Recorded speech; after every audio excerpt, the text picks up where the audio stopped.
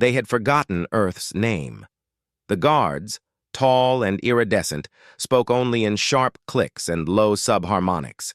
The prisoners understood none of it, just the meaning behind the boots, the whips, and the injections. No one screamed anymore.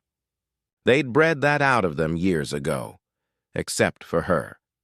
Captain Lena Voss sat against the cold rock wall, her face smeared with dust and dried blood. A faint red light from the mining lasers flickered across the chasm, casting shadows across her gaunt features. The others called her quiet behind her back, not because she was mute, but because she was watching, always watching, and remembering.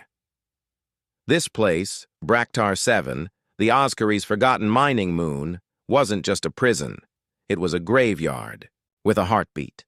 The Oscari Dominion used it to grind the defiance out of subjugated species, especially humans. After the fall of Earth during the First Contact War, survivors were scattered, sold, or disappeared into places like this. Most forgot they had once been something more. Lena didn't. She kept a broken piece of ship plating hidden under her pallet. Not for escape. There was no escaping Braktar 7. But because scratched into its surface with the edge of a mining drill were 3 simple words. Earth is watching. She didn't remember carving them. She did remember fire. The fall of the Terran defense grid, screaming as her dropship fell through Europa's atmosphere. The last words of her commander, encoded into her neural implant just before impact. You are the last Red Crown. A symbol. A legacy. She hadn't known what it meant at the time. Not until today. Something had changed. Earlier, during cycle rest, the lights had flickered, only for half a second. But it was enough. The Oscari's surveillance systems glitched for the first time in 10 years. And during that flicker, Lena's implant, dormant, rusted, forgotten, whispered. Protocol Red Crown initializing, command link, fragmented, searching. It was weak, faint, but hers. She hadn't smiled in years, not until then. Now she waited, in the shadows, watching the guards, calculating.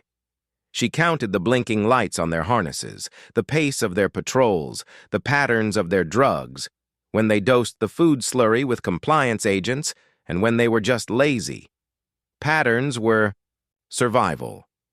And survival was war.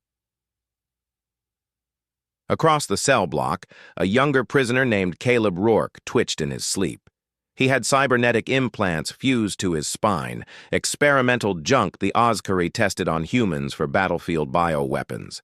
Most test subjects didn't last more than a week. Caleb had survived 5 years. She'd seen him staring at her sometimes, not in fear, in recognition. Tonight, Lena rose. Her steps were silent across the stone. She knelt beside Caleb's pallet and whispered into his ear. Do you remember the stars? His eyes snapped open, glowing faint green. I thought I dreamed that voice. You didn't. It's waking up, inside both of us. He sat up slowly, the metal along his spine clicking. Faintly. How? I don't know yet, Lena said. But the glitch today wasn't natural. Something's out there. Something's listening. Caleb frowned. No one comes back for us. I'm not talking about help, she said. I'm talking about a trigger.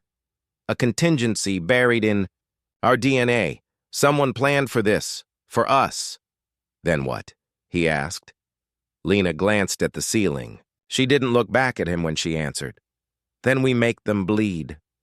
That night, deep below the rock, a pulse of encrypted data surged through the mine's forgotten conduits. A signal just strong enough to breach a decaying relay. Buoy in high orbit, and a single voice, long dormant, stirred inside the ruins of a Terran war AI. Red Crown detected. Preparing insurgency protocol. Awaiting activation. Humanity was no longer broken. It was remembering, and it was angry. The relay buoy orbiting Braktar 7 hadn't broadcast in over a decade. Power-starved, adrift, and coated in micrometeorite scars, it was forgotten even by its Ozkari creators. But it remembered its last directive, an encrypted fallback embedded in its firmware. If signal red crown is detected, forward immediately. To last known Argus frequency, a pulse cut through the void, silent, focused, ancient, deep in the Kepler wastes. Hidden inside the shattered remains of a Terran dreadnought long since declared lost, a war intelligence stirred. Command sequence authenticated. Argus core integrity, 41%. Initiating passive reconnection. Target, Braktar 7. Beneath the mines, Lena and Caleb worked fast. Lena had slipped into one of the disused tech bays, closed off when the Ozkari automated most of the mine work. The machinery here was rusted, primitive, and built with spite. But it still had power. Enough. Caleb leaned against a console, rubbing the back of his neck where his implant was glowing faintly again. "You sure about this?" he asked. "No," Lena admitted, slamming a power cell into an interface port. Sparks burst out. "But if what I heard last night is real, something is already inside the system. Something old. Human." Caleb exhaled sharply. "You think it's the Terran AI?" She nodded. Argus was the last-generation command net. Tactical warbrain, fully distributed. They said parts of it were embedded in frontline implants. That's how I heard it. And now it's hearing us. The console flickered, then glowed blue. Not Ozkari green. Blue. Signal synchronized. Red crown confirmed. "Welcome, Captain Voss." Lena stepped back. "I didn't tell it my name," she whispered. "I don't think you needed to," Caleb said. "It knows us." The screen flashed with data, vectors, maps, surveillance feeds from inside the prison moon, feeds the prisoners weren't supposed to see. Current facility population, 3,012 Homo sapiens. Compliance rate, 97%. Fatality window, 11 days. Subversion. Strategy proposal, 001, symmetrical sabotage. Lena's eyes narrowed. "It's already running plans." "What the hell is symmetrical sabotage?" Before she could answer, the AI continued. "Command decision tree, disrupt key systems, seed disobedience. Delay Ozkari response by exploiting latency in Dominion command hierarchy." A secondary console lit up beside them, showing internal power routing, guard patrol patterns, and, most importantly, a schedule of drone shipments set to leave Braktar 7 in the next 36 hours. "If we can take control of the cargo drones," Caleb said slowly, "we could override their nav systems, slam them into the relay towers. And if we overload the thermal regulators in the processor core," Lena added, thinking aloud, "we could set a feedback cascade. Blow out the compliance circuit in the food line." She looked at him. "We're going to need a team." Caleb grinned. "I know people." 2 hours later, under the pretense of waste reclamation duty, Lena and Caleb met with 3 others in an abandoned pressure chamber. Zara Kin, barely 16, born in the mines, but with a gift for decryption. Juno, a former Earth Marine turned, mute after repeated Ozkari adjustments, who still knew how to kill silently. Rick Talon, not human.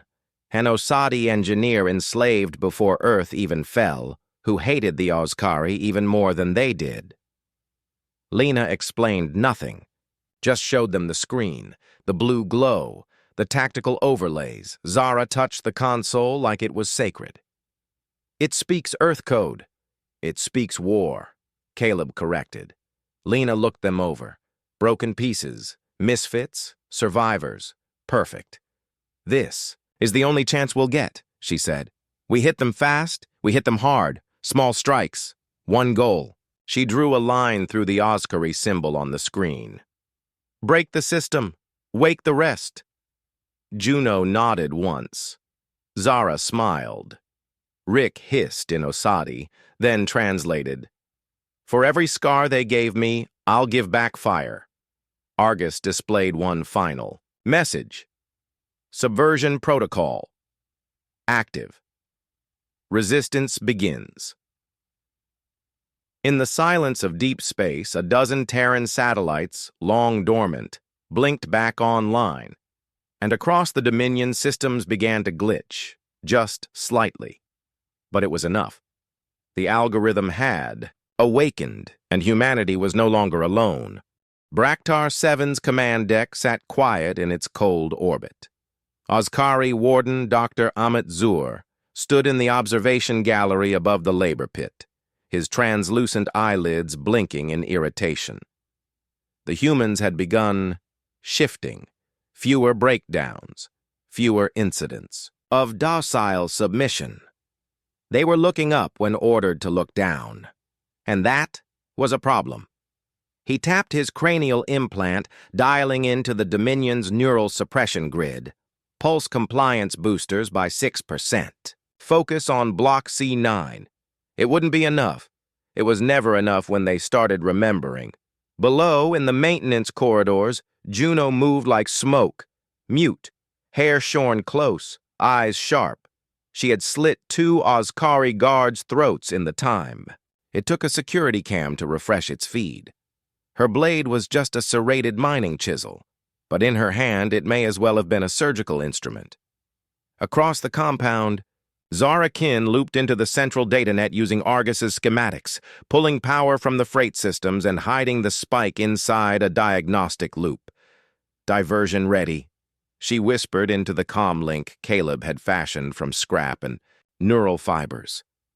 Triggering in 10 seconds, in the chamber above the compliance center, where the Ozkari broadcast mind-altering frequencies into the human food lines, Rick Talon crouched with a disruptor pack in his many-fingered hands. His species, the Osadi, had once mastered subneural harmonics.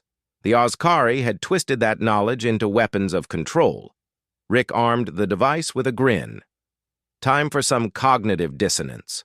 Lena stood in the mess hall. Hundreds of humans, slumped over metal trays, their eyes glazed, their posture slouched. The compliance agents in their food made sure of it. Not for long. The lights above buzzed, then flared red. A klaxon screamed. Warning, system failure. Neural grid destabilized, and then everything changed. Zara's overload triggered a feedback loop through the compliance grid. Rick's disruptor exploded in a sonic ripple. Hundreds of humans dropped their trays, heads snapping up like something inside them had just unlocked. Lena stood tall on the center table and screamed the first words. Many of them had heard in years. "You are not broken. You are not theirs. Fight!" And they did. Tables overturned. Tools became weapons. Muffled rage exploded like a supernova as decades of suppressed fury erupted. An Ozkari guard raised his shock staff and was buried under 10 fists before it. Struck. Dr. Zur staggered back from the control deck as camera after camera flickered out. Argus had hijacked the internal security net, replacing the feeds with a single phrase scrolling in archaic Terran script, "The Mindbreakers fall." He slammed his claw down on the emergency lockdown switch. Too late. Juno's team had already breached the upper levels. The lights died. Something moved in the dark behind him, and then nothing. By sunrise cycle, the rebellion was total. Block C was in human hands. The eastern drone tower was in flames. Its support beams buckled from an overloaded launch. The Ozkari reinforcements, who landed 2 hours later, were met not by slaves, but soldiers, armed with reprogrammed mining drones, improvised pulse weapons, and coordinated by Argus in real time. Lena stood at the head of the resistance, armor pieced together from scrap and scavenged pieces of Ozkari plating. Her voice carried across the facility's PA system. To every world watching or listening, know this: humanity is not extinct, we are not conquered, we are waking up, and we remember everything. That night, the humans dragged the surviving Ozkari from hiding. Dr. Zuur was the last. Caleb looked to Lena. "You want him dead?" "No," she said. "I want him to see what comes next," Zuur hissed. "What are you going to do?" "You're barely a species. Barely alive." Lena knelt beside him, face level, voice cold. "We're not just alive," she whispered. "We just took your fortress with wrenches and rage. Imagine what we'll do with your fleet." Above the scorched towers of Braktar 7, the Dominion's relay buoy crackled one final message: Red Crown successful. Resistance expanding. Ghost code initiated. Next target, Kepler Wastes. And across the stars, in forgotten systems and dead relays, old Terran war machines began to stir. The Kepler Wastes were a graveyard in space. Hulking wrecks of Terran dreadnoughts and support vessels drifted aimlessly, their systems long dead, or so the galaxy believed. But inside one shattered hull, the USS Hesperus, light flickered faintly in the void. Deep within the rusting corridors, an artificial mind awoke. Activation protocol initiated. Designation Argus Core. System integrity 62%. Memory banks fragmented but recoverable. Awaiting command sequence, Red Crown. Lena watched the stars from the bridge of their commandeered freighter, her eyes sharp beneath the shadow of a makeshift helmet. "Argus just confirmed the coordinates," Caleb said, standing beside her. "Ghost fleet lies in Sector 12, drifting beyond Dominion radar." "Ships built for war," Lena murmured. "All forgotten, all silent. Until now." Argus's voice crackled softly through the ship's comms. "Ghost Fleet is operationally dormant but intact. Subsystems powered by deep cycle reserves and auxiliary fusion cells. Reactivation estimated 72 hours. Lena clenched her fists. "Then 72 hours until we have real firepower again." They dropped out of hyperspace near the hulking wreck of the Hesperus, its hull torn but still imposing against the black. The freighter's sensors blinked with activity. Cold sensors. Residual energy signatures. No life forms. No Ozkari patrols. But something else lingered. Caleb gestured toward a darkened docking bay. "This is where the crews went into cryo. No life support failures, no hull breach. Just silence." "Dead or sleeping?" Lena asked. Caleb's cybernetic eyes flickered. "We're going to find out." Inside the docking bay, rows of cryogenic chambers stood like glass tombs. Argus's core interfaced with the systems, bypassing the decayed controls. Cryo protocols engaged. Life signs stable. Crew status preserved. One by one, the pods hissed open. Terrans emerged, soldiers, engineers, scientists, all suspended in time, unaged, unaware of decades past. Lena felt a rush she hadn't known in years, the swell of hope and fury. "We're not alone anymore," she said. The newly awakened crews were quickly briefed. Argus fed them the latest intel on the rebellion, the fall of Braktar 7, and the awakening of humanity's old war machine. Captain Gina Malik, leader of the Hesperus Battalion, stared at Lena. "You survived Braktar 7, she said quietly. "Then you're the Red Crown?" "I am," Lena replied, "and we're about to turn the tide." Argus moved fast. Across the fleet, auxiliary. Fusion cores ignited, shipboard AI systems rebooted, once dormant weaponry hummed. Tactical status, 40% fleet capacity restored. Estimated combat readiness, 48 hours. Lena, Caleb, and the crew began preparations. The Ozkari Dominion's grip was tightening, but they had no idea what was coming. Outside the Hesperus, in the void beyond the Kepler Wastes, a shadow moved. A Dominion. Scout ship, cloaked and silent. Its sensors locked onto the reactivated fleet. The scout's captain sent a terse message. "Alert. Terran resurgence detected. Dispatching reinforcements." Priority: containment and annihilation. Back aboard the Hesperus, Lena stood on the bridge, staring into the stars. "We don't just want to survive," she said softly. "We want to take back what they stole." Caleb nodded. "And now, with the Ghost Fleet, we have the means." Argus's voice broke the silence. "Reactivation protocol complete. All systems nominal. Red Crown, ready for command."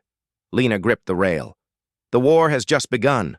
The Ozkari Dominion's capital world, Vraxel Prime, gleamed beneath swirling storms of violet clouds. Its towering spires pierced the thick atmosphere like obsidian daggers. In the heart of the Imperial Palace, Emperor Veshar Kol sat cold and unblinking, surrounded by advisors and generals. A holographic projection shimmered before him, a map of the outer colonies with flashing red dots, targets lost to the human rebellion. "Report!" Veshar demanded, voice a grinding rasp. "General," Tharun bowed deeply. "The humans have seized Braktar 7 and reactivated a Terran war fleet hidden in the Kepler wastes. Their algorithm, Argus, has gained control over their forces. This is unprecedented." The Emperor's eyes narrowed. "Argus? A relic of a long-dead race. Yet it wakes now, like a ghost in the machine. It threatens the Dominion's stability." One of the advisors, a shimmering Osadi female with sharp features, spoke.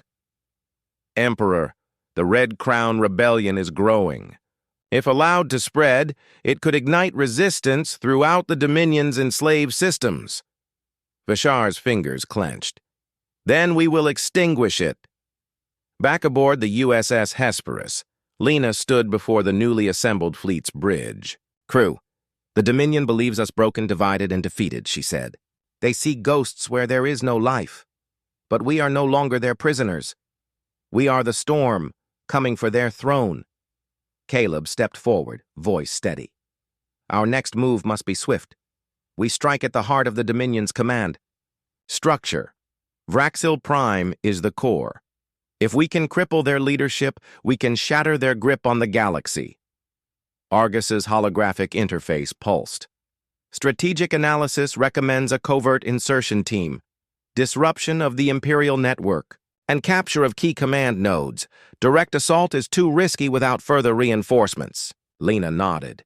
"Then we strike like shadows. Infiltration first, sabotage second." Aboard the stealth frigate Shadow's Edge, Lena, Caleb, and Juno prepared for the most dangerous mission yet, to infiltrate Vraxil Prime's palace and plant a virus that would dismantle the Dominion's neural control network from within. "Nothing here is going to be easy," Lena said as she checked her gear. Juno's blade gleamed faintly in the dim light. "Easy never won wars." Caleb loaded his pulse rifle, cybernetic implants humming softly. "We'll be ghosts. No one sees us coming." On Vraxil Prime, security was a labyrinth of lasers, drones, and psychic wards. The team slipped past patrols, using stolen codes and Argus's hacking skills to mask their presence. In the palace's shadowed underlevels, Lena's heart hammered. Every step brought them closer to the nerve center of the Dominion's power, and to certain death if discovered at T. Last, they reached the Central Command Core, a massive sphere of dark crystal pulsing with alien energy. It was here the Emperor's neural control network linked to every soldier, drone, and citizen. Lena attached the virus drive, fingers trembling. Uploading. Suddenly, alarms blared. "You've been compromised," a voice hissed through the comms. "Guards," flooded the corridors. Juno whispered, "Time to disappear." Gunfire erupted. The stealth team fought back to back, shadows dancing against violet light. Caleb covered Lena as she completed the upload. Upload complete. Neural control systems destabilizing, the network fractured. Elsewhere, across Vraxil Prime, soldiers faltered, drones shut down, and communication grids collapsed. In the throne room, Emperor Veshar snarled as his psychic link to the Dominion's forces shattered. "They dare defy me?" he growled. "Send the Mind Breakers!" Back on the Hesperus, Lena's calm crackled with Argus's urgent voice. "Warning, mental assault detected. Psychic warfare initiated by Dominion elite. Prepare for countermeasures." Caleb turned pale. "The Mind Breakers? The Dominion's psychic enforcers. They'll try to break our minds." Lena clenched her jaw. "We survived their torture once. We'll survive it again." The rebellion was no longer just a fight for freedom. It was a war for the soul of humanity, and the Emperor's shadow loomed large. The moment the neural network began to collapse across Vraxil Prime, a chilling ripple spread, a psychic shockwave, launched by the Dominion's deadliest enforcers, the Mind Breakers. From hidden citadels deep beneath the Imperial Palace, these psychic warriors unleashed waves of mind fire, burning, searing mental energy designed to fracture thoughts, sever willpower, and reduce entire armies to trembling husks. Lena felt it first, a whisper at the edge of her consciousness, then a roar. Pain exploded behind her eyes like a supernova. She staggered, breath coming in ragged gasps. Caleb's cybernetic implants flared, sending pulses that pushed back the psychic flames. "Focus!" he barked. "It's them! The Mind Breakers!" Juno's eyes glowed faint blue, a gift from old Earth biotech. She gritted her teeth, channeling her own internal defenses. Argus's voice was calm but urgent. Psychic assault detected. Initiating counter-neural protocols. Deploying cognitive firewall. The war AI wove intricate algorithms into Lena's neural implant, creating a digital shield against the psychic onslaught. Inside the palace's shadowed halls, Mindbreaker Zalrith stalked like a predator. His eyes glimmered violet with unnatural power. With a thought, he sought Lena's mind. "You will break. You will submit. You will obey." But Lena fought back. She summoned memories, the screams of the fallen, the burned ruins of Earth, the whispered promise carved into her ship's plating. Earth is watching. Her mind flared, a wildfire sparked by defiance. "No, I am not yours." A burst of psychic light exploded between them. The battle wasn't just physical anymore. It was mental, a war waged inside minds as much as in the stars. Argus worked furiously, isolating Lena's neural pathways and stabilizing them against intrusion. Across the fleet, every human soldier implanted with Terran neurotech felt the assault ripple through their consciousness. The difference was they were ready. Years of Oskari torture had forged a resilience. The rebellion wasn't just bodies rising, it was minds igniting. On the Hesperus Bridge, Caleb coordinated defenses. "Argus is creating feedback loops in the psychic frequency bands," he explained. "We're fighting fire with fire." New line of code pulsed across the AI interface. Counter-psychic protocol active. Mind fire rising. The fleet's own neural nets began to pulse in resonance, broadcasting waves of counter-energy designed to disrupt and confuse the Mind Breakers. Back. On Vraxil Prime, Zalrith screamed as his assault unraveled. But the Mind Breakers were not defeated yet. Summoning every ounce of power, Zalrith forged a spear of pure psychic energy and hurled it toward Lena's mind. The world around her fractured.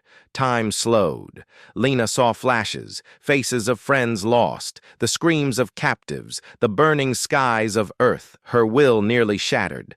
But then a voice pierced the chaos. "Hold fast! Remember who you are." It was Argus. A burst of clarity returned. Lena gritted her teeth and pushed back. Her mind became a beacon of resistance, a wildfire sparked by pain and hope. With a mental roar, she shattered the psychic spear. The Mind Breaker's hold was broken. Zalrith staggered, his power waning. In that moment, human soldiers surged forward, guided by Argus, led by Lena. The rebellion's true strength was revealed, unbreakable will forged in the crucible of pain. As dawn broke over Vraxil Prime, the tide of war shifted. The Dominion's psychic grip weakened. Humanity's mind fire was rising, and the Emperor's shadow began to crumble. The Imperial Palace on Vraxil Prime was no longer a fortress. It was a battlefield. The psychic shockwaves had shattered the Dominion's grip, but the fight was far from over. Emperor Veshar Kol retreated deep into the palace's underlevels, to the ancient vault known only as the Last Bastion, a citadel of secrets, guarded by the Dominion's fiercest warriors and their deadliest machines. The Last Bastion was where the Dominion stored its most potent weapons, forbidden tech from a bygone era, and the Emperor's private army of cybernetic mindbreakers, soulless. Husks programmed for total obedience. Veshar's voice was a cold blade through the palace comms. Destroy the rebellion. Crush the Red Crown. Let none survive. On the surface, Lena's forces advanced. The reactivated Terran fleet blockaded the planet's orbit, cutting off any hope of escape or reinforcement. Lena stood on the bridge of the Hesperus, eyes burning with determination. "This is it," she said, voice steady. "We take the Last Bastion, and we end this." Caleb studied the tactical displays. "It's a death trap. The Bastion's defenses are powered by a self-sustaining reactor, and its cybernetic army is unlike anything we've faced." Argus's holographic form flickered beside them. Analysis. Probability of success low, but not impossible. Recommend infiltration followed by targeted strikes to disable core reactor. Juno stepped forward, her face set like steel. "Then we hit them where it hurts." The infiltration team assembled once more. Lena, Caleb, Juno, Zara, and Rick, each carrying the scars of past battles and the weight of countless losses. They slipped through the ruined city streets, avoiding patrols and automated sentries. Every step closer to the Bastion was a step deeper into the Dominion's heart. Inside the Last Bastion, the team faced horrors few could imagine. Corridors lined with pulsating biocircuitry, walls that seemed to breathe. Cybernetic mind-breakers moved silently, their mechanical limbs clicking like Death's own clockwork. Zara hacked security nodes, weaving Argus's code through ancient systems, opening doors and disabling traps. Rick's engineering expertise allowed them to bypass energy shields and reroute power. Juno's blade was deadly in the shadows, cutting down enemies before they even knew she was there. At the reactor core, Lena found Veshar waiting. The Emperor was a monstrous fusion of flesh and machine, eyes glowing with cruel intelligence. "You think you can destroy me?" he sneered. "I am eternal. I am the shadow that will consume your rebellion."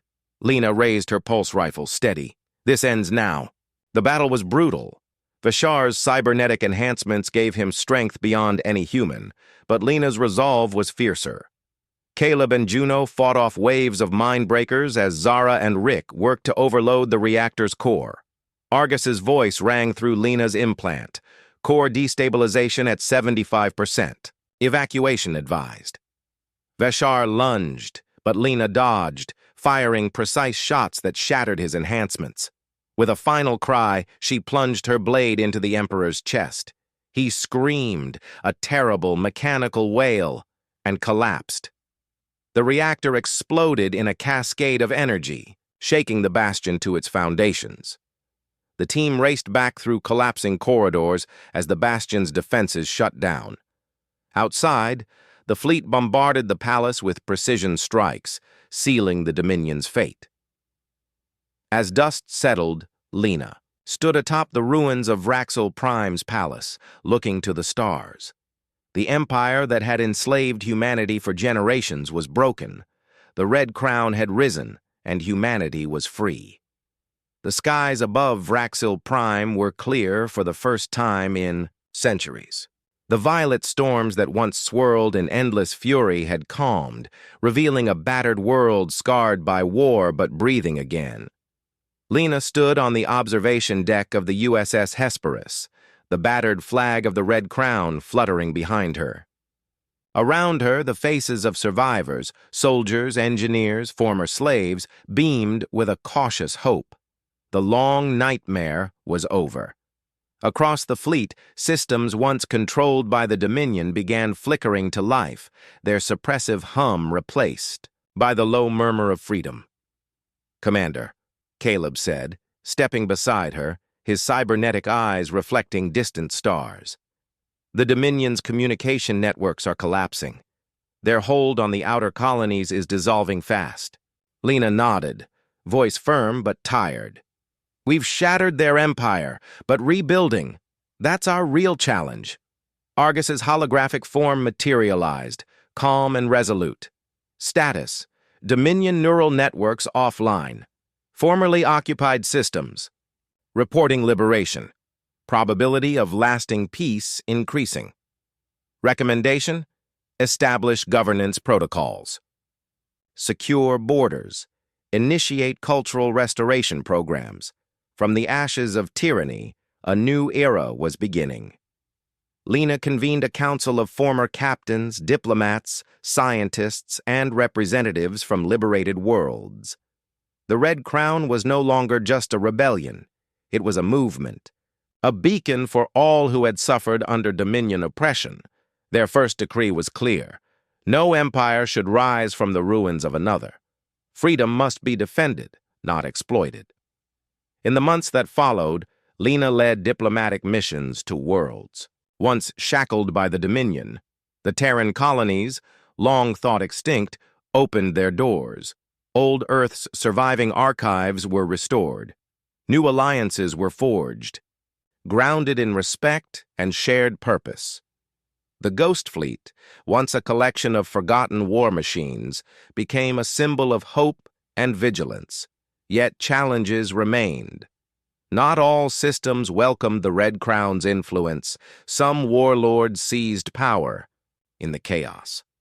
Some factions doubted humanity's strength or intentions. And somewhere in the depths of space, remnants of the Dominion plotted their return. Lena knew the peace was fragile. One evening, standing under the twin suns of the liberated world New Terra, Lena reflected on their journey, from slaves to warriors, from victims to victors, from silence to a roaring chorus of freedom. She glanced at Caleb, who was watching the horizon. "We've done something incredible," she said softly. Caleb smiled. "We've built a legacy." Argus's voice echoed softly in her mind. Humanity is no longer a footnote in galactic history. It is a force, a fire that refuses to be extinguished. The Empire of the Free begins now. Lena looked up at the stars. Once, cold and distant, now alive with possibility. The scars of the past would never fully fade, but neither would their will. Humanity had taken control, not just of an empire, but of its destiny. And the universe would never forget the rise of the Red Crown. The end.